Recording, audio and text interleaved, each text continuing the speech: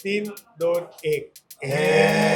पापलेटचा काटा हा चावून खाल्ला तरी चालतो. ड्रिंक्स मध्ये काय तुमचं असं काय फेवरेट काय? General whisky. सो त्यावेळी रजनीकांत सर काय होते? अरे वा, तुझे छानच. तर मुंबईची करी मी कधी नाही खाल्ली, फक्त मुंबई फ्राय खाल्लेला आहे.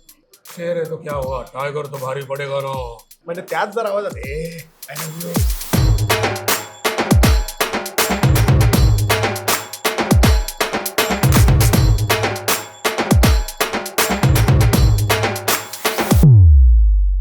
सयाजी शिंदे का शिवाजी शेट्टी काय बोलायचं म्हणजे सयाजी शिंदे. पण ऍक्टर नाव तुमचं काहीतरी मी बघितलं की शिवाजी शेट्टी तुम्हाला लोक बोलतात. आता ते साऊथला गेल्यामुळे सयाजी शिंदे बोलतायत ना. हा सयाजी, शहाजी, शिवाजी, असं शिंदे शिंदे ते येत नाही म्हणून. म्हणजे इंटरनेटवर हे फेक आहे जे काय आहे. म्हणजे आई बापाने ठेवलेलं नाव बदलायचं काय कारण आहे ना. आपण नेहमी बघतो तो ट्रेंड ना, हा काय ते लकी नाव घेतात. लकी नाव. हो अरे आई बापाने ठेवलेलं नाव लकी नाही म्हणलं काय यार.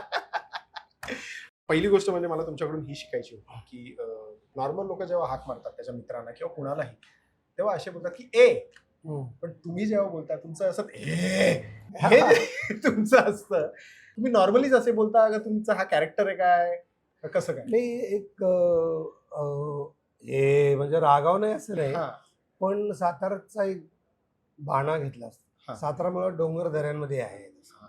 अरे जा ना ये ना, हा. ही प्रेमाचीच गोष्ट आहे. त्याच्यासाठी म्हणजे ते रागावणं नाही ऍक्च्युली.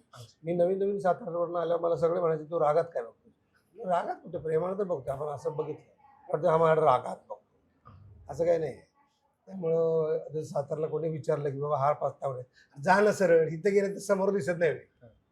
हे काय भांडतो माझ्याशी, भांडत नाही, प्रेमानं सांगायची पद्धतच आहे. मला असं वाटतं तुम्हाला लोक घाबरतात पण तुमच्या कॅरेक्टर्समुळे.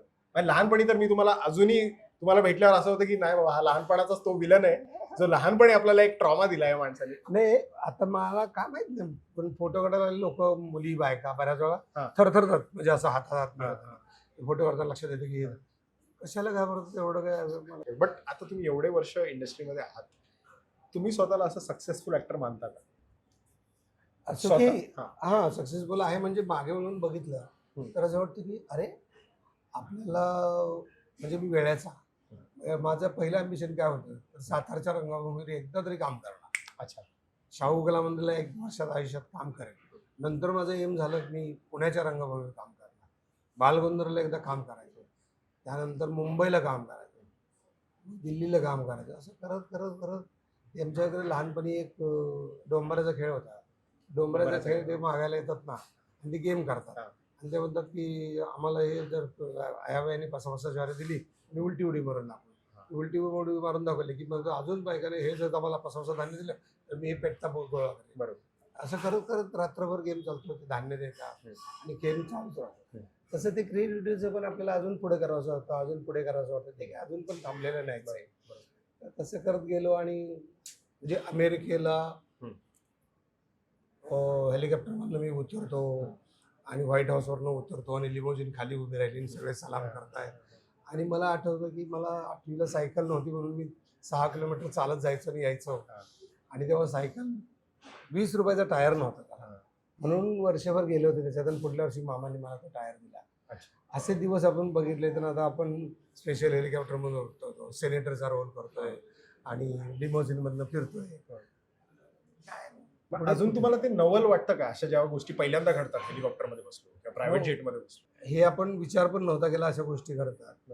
आणि असं वाटतं की हे म्हणजे काही फार मोठी गोष्ट आहे असं नाही, पण ते त्या वेळेला वाटतं की हे आपण म्हणजे अपेक्षित केलं नव्हतं. अपेक्षित नव्हतं. बरोबर. आणि म्हणजे कारण तुमची जर्नी आहे की तुम्ही कॉलेजमध्ये नाईट वॉचमॅन होते आणि ते करता करता तुम्ही अभ्यास करत होते आणि तिथून मग आता तुम्ही हे आता जे जगताय ते जेव्हा तुम्ही मागे बघता की तुम्ही गेले परत तुमच्या कॉलेजला जिथे नाईट वॉचमॅन तुम्ही करायचे, तर तुम्हाला ते खरंच म्हणजे असं वाटतं का की हे काय म्हणजे आयुष्य कुठून कुठे गेलं, काय प्लॅनच नव्हतं? मला फक्त नाटकाची आवड होती, नट चांगलं बनायचं होतं.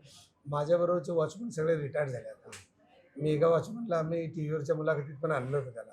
म्हटलं आपण कसं कसं म्हणजे तिच्याकडे साखर असायची, माझ्याकडे घर असायचा, दूध थोडं मागवायचं आणि मग तिथं टाकायचा, सकाळी रवा बनवायचा, नाश्ता करायचा. एकाकडे स्टोव असायचा, एकाकडे नसायचा. सगळे असे ते मित्र गावचे चालले, कारण ती धरणात जमीन गेली होती ना. आणि त्यावेळेचे जसे आहोत तसे माणूस काय बदलतो म्हणजे काय बदलतो. आणि तुमचे मित्र पण आहेत अजून तिकडचे हो, शिवाजीराव ज्यांना तुम्ही शिवाजीराव. घेऊन फिरता. येस ते तुमचं काय कनेक्शन आहे, म्हणजे तुमचा फॉर्म्युला काय आहे मैत्रीचा? एवढे तुम्ही मोठे झाले आणि ते अजून तिथे तसेच आहात आणि ते तुमच्यावर नॉर्मलच वागतात, जसं सयाजी मायाटी सयाजी तोच आहे. तर ते फॉर्म्युला काय तुमचा मैत्रीचा फॉर्म्युला काय? ऍक्च्युली मला माहित नव्हतं तो माझ्यापेक्षा 3-4 वर्षांनी मोठा आहे. अच्छा. आत्ता मला कळलं. कारण आहे ना, आम्ही देवळात पैलवान हे जोर शिकवायचे ना, बरोबर. तर मला ना तो जोर काढायला यायचंच नाही. हे आपलं घाम येत मारतो पोहायला गेलो तर ह्यांना आधी यायचं. मला सारखा न्यू नगर विचारला मला कसं काय येत नाही. आत्ता मला कळते मुळातच माझ्यापेक्षा 3-4 वर्षांनी मोठा आणि तो शाळेतच उशिरा गेला होता. अच्छा. आणि फॉर्म्युला काय तुमचा मैत्रीचा अजून एवढं घट्ट असण्याचा काय वाटतं काय तुम्हाला? माहिती नाही, आम्ही जेव्हा कनेक्शनमध्ये आलो, यात्रेला गेलो जातो परत जायचो, आम्ही आंबा आणायला जायचो, मासे पकडायला जायचो, डोंगरात जायचो, सतत बरोबर तसंच आहे आज. म्हणजे त्याला वाटत नाही मी मोठा झालो, मला वाटत नाही छोटा आहे म्हणून. बरोबर. आम्ही आहे तसंच आहे, काहीच फरक नाही. म्हणजे काय होतो काय फरक हो. हा मला नेहमीच प्रश्न पडतो, आपल्यात काय मोठं झालं म्हणजे किंवा मोठा होतो माणूस म्हणजे काय होतं ह्याचं गणित मला अजून सापडलेलं नाही. म्हणजे मला तरी असं वाटतं मोठा होतो म्हणजे जे आजूबाजूला लोक भेटतात, जे आजूबाजूला तुम्हाला ऑपॉर्च्युनिटीज किंवा जे काय जसं तुम्ही बोला हेलिकॉप्टरमधून किंवा लिमोझिनमधून या सगळ्या गोष्टी होतात आणि लोकांचं प्रेम भेटत जातं, मग आपल्याला असं वाटतं ते आपण मोठे होत चाललोय. हा प्रेम भेटणं Validation ही- बोलतात हा, आजकालच्या प्रेम भाषेत. भेटणं ही मोठी गोष्ट आहे. म्हणजे आयुष्यात आपण किती गाडे बंगल्या डोंगर दर्यान कमावल्यापेक्षा लोकांचं प्रेम भेटलं म्हणजे मला वाटतं जन्माला येऊन दिला तर लोकांना आनंद द्यावा आणि आनंद घ्यावा आणि आनंदात लाईफ जावं, बरोबर. एवढंच लाईफचं एम असेल ना. बरोबर. का तू 500 कोटी कमवले 5,000 कोटी कमवले तर बरोबर घेऊन जाणार नाही. डे बाय डे दररोज तुला आनंद देता आला आणि घेता आला, तू आनंदी राहिलास, मोठी गोष्ट. ह्याच्यापेक्षा अजून काय मोठं. स्पेसिफिकली आता आपण इथे ह्याच्यासाठीच भेटलोय, हायवे गोमंतक बँड्राला.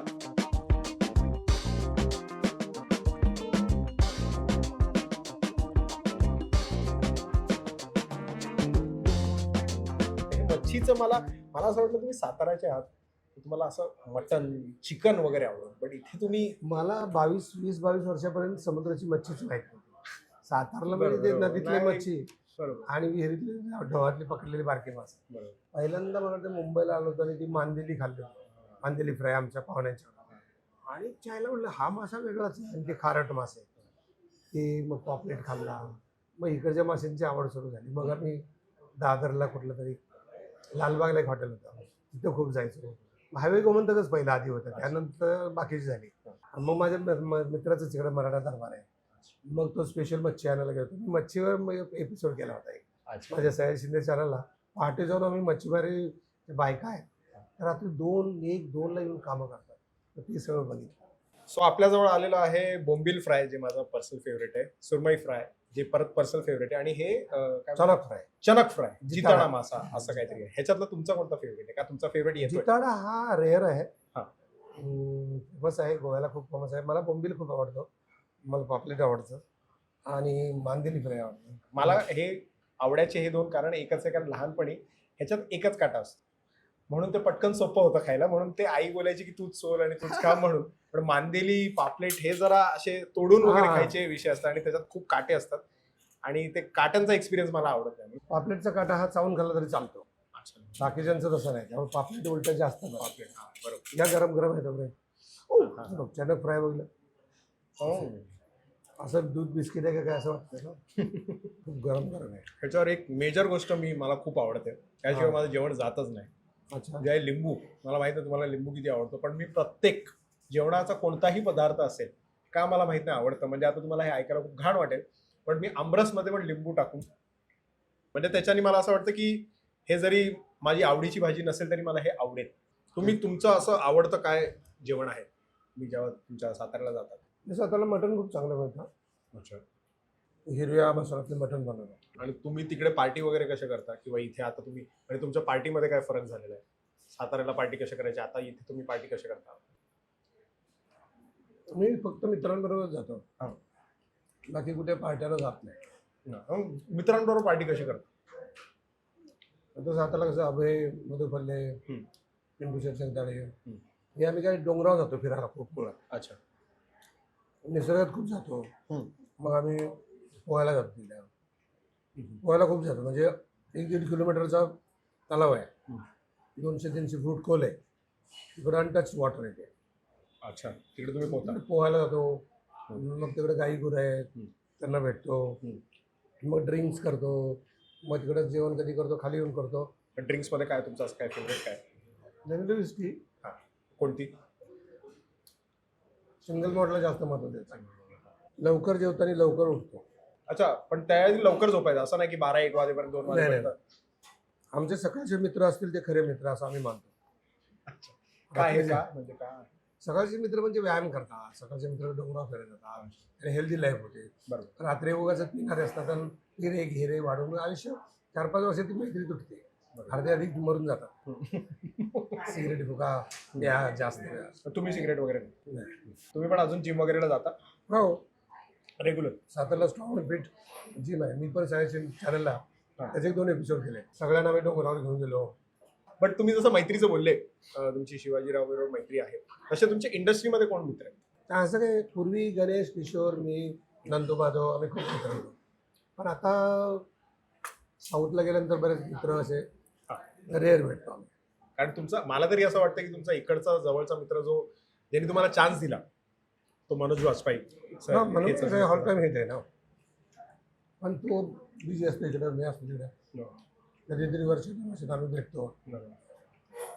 शूटिंगला एकत्र होतो मध्ये, तेव्हा आमचं जरा चांगलं भेटणं होतं.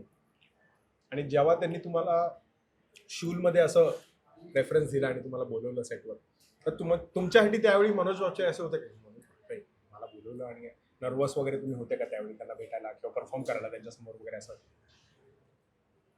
मी नर्वस कधीच नव्हतो. मला काय करायचं माहिती होतं. लोकांचं खूप दडपण यायचं. मला खूप मोठं यांच्याबरोबर मला घेऊ नको म्हणायचं स्वतःच. आणि तो कॅरेक्टर तुम्हीच स्वतः डेव्हलप केलेला का त्या फिल्म मधला जो आहे तो? काही गोष्टी डेव्हलप केल्या. पण मुळात राम गोपाल वर्मा आणि काय नाही ना लेखकाचं नाव आहे अनुराग कश्यप. अच्छा. अनुराग कश्यपचं कॉन्ट्रीब्युशन आहे ते. बरोबर मी एखादी भूमिका करावी तर ती कशी करावी याचा खूप अभ्यास केला. बरोबर. तर मी लगेच नोट्स काढायचो. ह्या मला आठवतं पहिल्या मीटिंगला राम गोपाल वर्मा मला सांगितलं की बच्चू हा अनप्रेडिक्टेबल आहे, पुढच्या क्षणाला काय करेल याचा अंदाज नाही. तर अशा बऱ्याच गोष्टी दरवेळेला करायच्या की अरे वा कसे छान. तर हा कानफडीत मारेल असं वाटलं नव्हतं यार, हे गोड गोड प्रेमाने यार अनप्रेडिक्टेबल, पुढच्या वेळेला काय करेल हे सांगता माहित नाही. तसं त्याचं बिहेवियर सतत ठेवलं. तुम्ही म्हणजे हिंदीमध्ये त्यावेळी पदार्पण तुमचं केलं आणि त्याच्यानंतर तुम्ही साऊथमध्ये पण केलं. साऊथमध्ये रजनीकांत सरांबरोबर तुम्ही फिल्म केली त्यावेळी, आणि तुम्ही त्याच्यानंतर आता परत त्यांना परत भेटले फॅमिलीसकट. सो त्यावेळी रजनीकांत सर काय होते आणि आता तुम्हाला त्यांच्यामध्ये काय डिफरन्स दिसतो? त्याच्यात काय बदल नाही झाला. आधी चांगला मुळात जेवढे मोठे लोक होते मुळात माणसं चांगली असायला. मला बदल काय झाला नाही. मी शूटिंगला होतो, मी म्हटलं घरी या आमच्या जवळ राहतो, ते म्हणजे नाही जमणार असं. कधी आत्ताची गोष्ट? हां लेटेस्ट. आणि अचानक नाही जमणार म्हणून सांगितलं, दुसऱ्या दिवशी सांगितलं तर दुपारी जाऊया तुमच्या घरी. एकदम मला ते शॉक झालं होतं. अच्छा. आणि ते तुमच्याशी मराठीतच संवाद करता का कसं काय? हा मराठी. मराठीत. आणि तुम्ही हे सगळे भाषा शिकले कसे? तुम्ही कोण डब करता तुमच्यासाठी? नाही माझं मी तुम्ही भोजपुरी पण केलं? हो. हे सगळं कसं, म्हणजे भाषा कशी शिकले? का तुम्हाला आधीपासून माहिती होतं? सुरुवातीला होतं ना, म्हणजे आता तामिळमध्ये आपण जेवला का तामिळमध्ये सापडिंगला, आता सापडिंगला म्हणजे आपल्याला काय सापडलं का रे, तर त्याच्याशी आपलं असोसिएशन आहे ना. बरोबर. अवघड जातं सापडिंगला म्हणायला. सापडिंगला कसं त्यात काही घोळ होता जरा. मी 80ला ठरवलं नाटकात जायचं. ओके. पहिला नाटकातून तुम्ही सुरू केलं एकांकिका. त्यावेळी पण तुम्ही सखाराम बाइंडर हे नाटक आहे हे तुम्ही त्यावेळी केलं.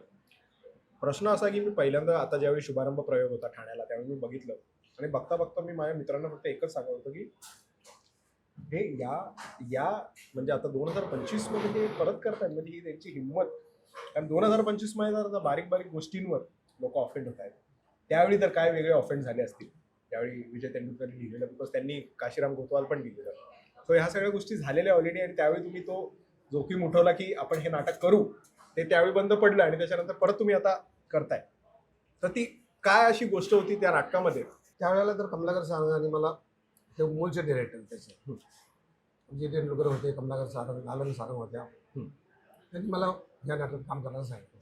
ते तर त्याचा इतिहास माहिती होता, सगळं काय झालेलं माहिती होतं. तेव्हा मी केले पण. पण इतक्या वर्षांनी परत जेव्हा परत असे चित्रपट मी केले, बरोबर. नाटकाला एवढे कष्ट घ्यायचे आता ताकद नाही, जरा शांत राहूया. त्या काळात देखील प्रोड्युसर खूप मागे लागले. बरोबर. आणि मग लक्षात आलं की बापरे, हे तर परत नव्याने अभ्यास केला. तेव्हा लक्षात आलं की हे भयंकर क्रांतिकारी कालातीत मनुष्य जात जिवंत आहे, लग्नसंस्था जिवंत आहे, पुरुष प्रधान संस्कृतीचे विचार, स्त्री प्रधान संस्कृतीचे जोपर्यंत जिवंत आहे तोपर्यंत हे नाटक टिकणार. हे विचार परत परत आपल्याला मांडायला लागणार. आणि आपणच किती खोटे आहोत हे आपल्यालाच कधी कळत नाही. प्रत्येक माणसाला कळत नाही. तू पण खोटारडा आहेस, मला कधी बोलतो मी पण खोटारडा आहे. हे चेहरे आहेत ना, ते फाडले पाहिजे आणि प्रत्येकाला ते ओपन करून जरा माणूस लेवलवर यायला असा प्रयत्न. ऑफेंडचं का मी तुम्हाला विचारतोय, कारण आत्ताच आम्ही काही रील टाकतो रीलमध्ये, जसं अथर्व सुदामीने आता एक मध्ये रील टाकली जी एकदमच तिरसट गेली. बट ऑफकोर्स लोकांचा त्यांना सपोर्ट होता, कारण त्यांना असं होतं की ह्याच्यात काही चुकीचं नव्हतं. बट मी ज्यावेळी तो तुमचा सीन बघितला नाटकामधला, जो गणपतीचा होता, तर मला असं झालं की हे 50 वर्ष आधी लिहिलंय आणि हे अजूनही रेलेव्हंट आहे. म्हणजे त्यावेळी त्या लेखकाला सुचलं आणि अजूनही रेलेव्हंट आहे. आणि मला असं वाटतं की अजूनही पुढचे 50 वर्ष हे रेलेव्हंट राहणार. आणि तुम्हाला असं कुठे हे नाही वाटलं ना की अरे नको, अरे असं नको, हे आता चेंज करूया, 2025 आलाय आता, नाही, मुळात आहे तेच केलंय. हा. आपण काय वेगळं काय सेन्सर झालेलं आहे, मान्य आहे. आणि गोष्ट आहे ना की बाबा जाती धर्म वाढवलंच नाही. उलट तू म्हणतो की अरे आपण सगळे मिळून आरती करायला पाहिजे, त्याला काय आरती म्हणायला बंदी आहे? बरोबर. माझी जाती त्याची काय नाही चालतं, न चालण्याचं गरज.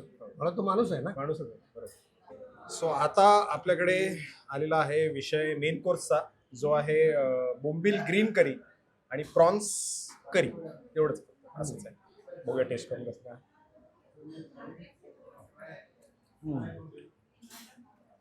हे घेऊ का? हा या ना.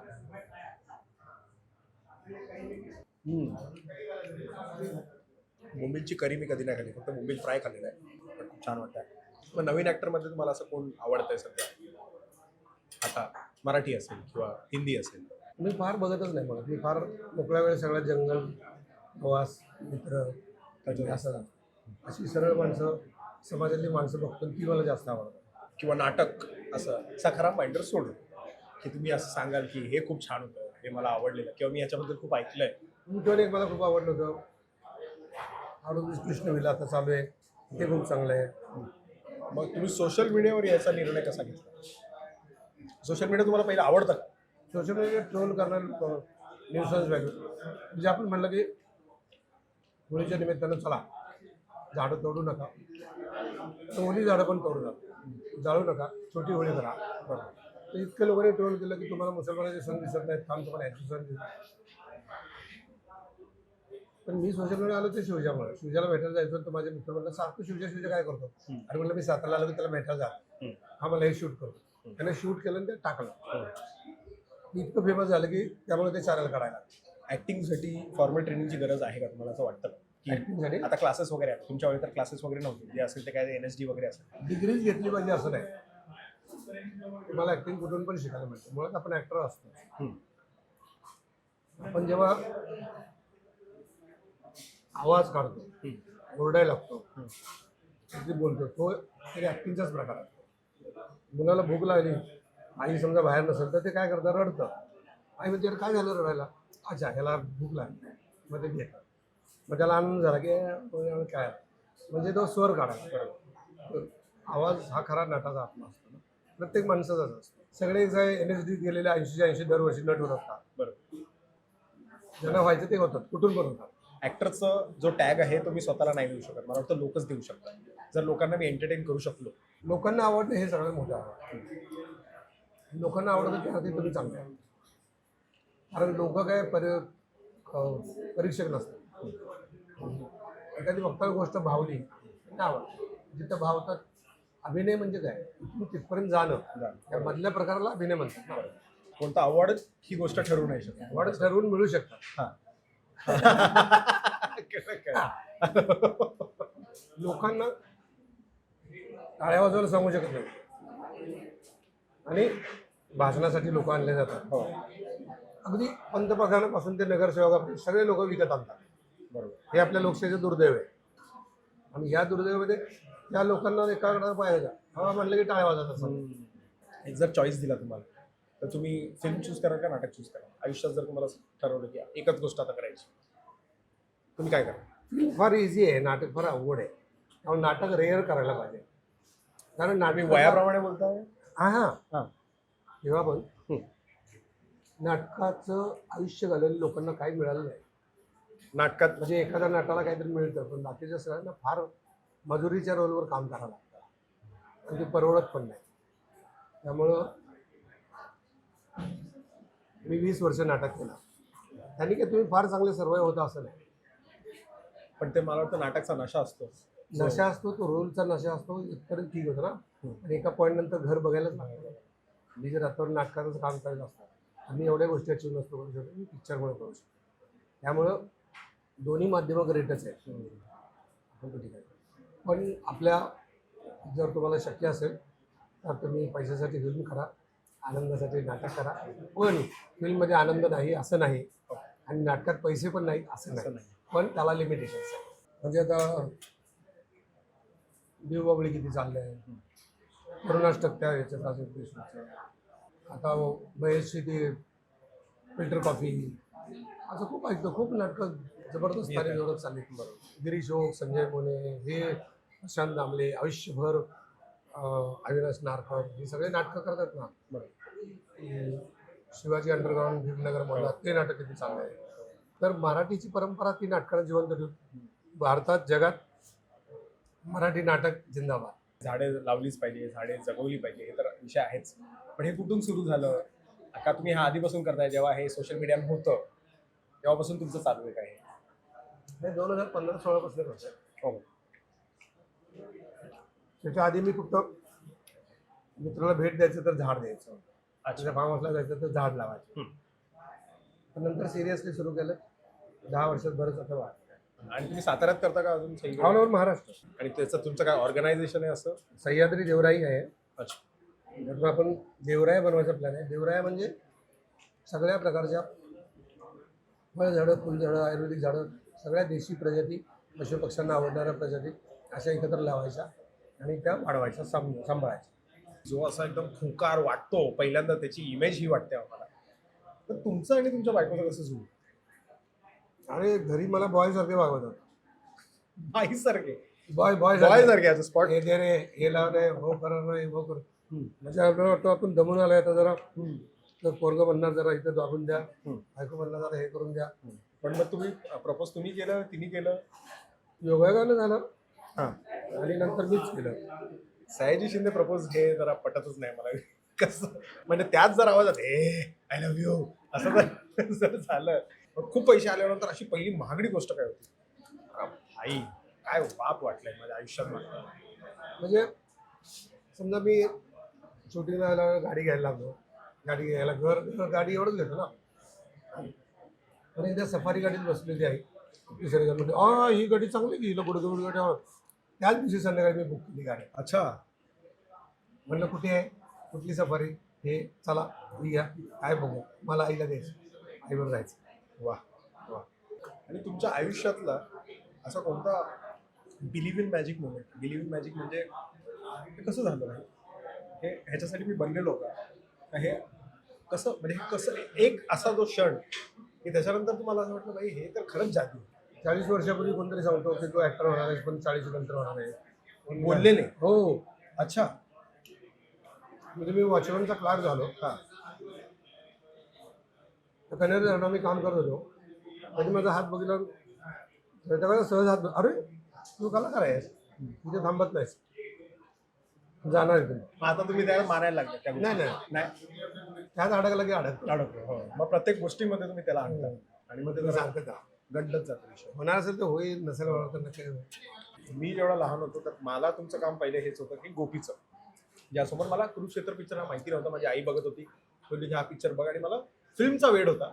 आणि मी बोललो की संजय सर ठीक आहे पण हा मला असं थोडं का वाटतं की तो जो आहे जो रियालिटी चेक देतो नेहमी सिस्टमची, तीच थोडी सकाराम बाइंडरकडे पण आहे. ॲक्च्युली कुरुक्षेत्रमध्ये ना मी नवीन होतो. महेश मांजरेकर डिरेक्ट करत होता. माझ्या रोलसाठी जॉनी लिव्हरला घ्यायचं प्रोड्युसरला. जॉनी लिव्हर हो, तुमचा रोल? माझा रोल, कारण तो कॉमेडी आहे ना. हा अच्छा, हा कॉमेडी आहे, बरोबर. कॉमेडी तर महेश म्हटलं तो कॉमेडी म्हणजे तसला कॉमेडी नाही, तसा नाही. ओके. हा सिरियस कॉमेडी आहे. हा. त्याला असा नट पाहिजे कोणतरी जो मला सयाजी शिंदे वाटतं. गो अँड ती तरी on the spot improvisation. He line on the spot. ते ठरलेलं नव्हतं, स्क्रिप्टमध्ये होती. तेव्हा उगाच महेशला म्हणलं शेर आहे तो क्या हुआ, टायगर तो भारी पडेगा ना. मग की तिथंच मी करतात. महेशला म्हणलं मला कशी लाईन सुचली, आणि घे घे घे मी काय लाईन आहे, खूप शेर आहे तो क्या वाटा, तुझी तिकडं ओमप्री, इकडं संजय दत्त आहे. शेर आहे तो क्या हुआ, टायगर तो भारी पडेगा ना. डिरेक्टरला ते कॅरेक्टर कसं दिसलंय ना खूप महत्त्वाचं. म्हणजे आता मी पुन्हा शिवाजीराजे भोसले बोलतो पिक्चर करतो, पुन्हा शिवाजीराजे भोसले त्याचा एक रोल येतो, पण महेशनं मला इन्स्पेक्टरचा. तर ते महेशला किती डोक्यात बसला हा रोल तसा. ह्याला पण रोल असा मोठा रोल आहे असा. आणि तुम्ही आमदानी 98 मध्ये वेगळा भाई बनलेले, हा. जो कॉमेडी भाई होता. हा, तर त्यावेळी तुम्ही मला वाटतं जॉनी लिव्हर पहिल्यांदा काम केलेलं हा, तिकडे? त्याच्यावर पहिल्यांदा काम केलं. तमिळ फिल्मचा का तेलुगू फिल्मचा रिमेक होता. ओके. आणि त्याच्यात ते कॉमेडीच कॅरेक्टर होतं. मला आठवतं जॉनी लिव्हर आम्ही पहिल्यांदा प्लेनमध्ये भेटलो आणि मला अरे वा वा, मी तुमचा एवढा फॅन आहे, आपली कधी काम करतो. जॉनी लिव्हरनी मला, मी नवीन होतो ना हैदराबादला, हा. जॉनी लिव्हरने मला एका हॉटेलमध्ये नेलं. मग तिकडचं ते रागी आणि चिकन कसं असतं ते खायला, आणि आम्ही काम करत होतो, त्याचं खूप कौतुक करायचं. तर सर्वात मराठीत गाजलेला ऑफकोर्स तुमचा गल्लीत गोंधळ, दिल्लीत मुजरा. त्याच्यासाठी तुमची एवढी नागे सरांबरोबर टायमिंग कशी जुळली? म्हणजे तुमचे आधीच मित्र होते हा, आम्ही नाटकाचे मित्र. म्हणून ते एवढं परफेक्ट. आणि किती पिक्चर तो इम्प्रोव्हाइज्ड आहे. हा,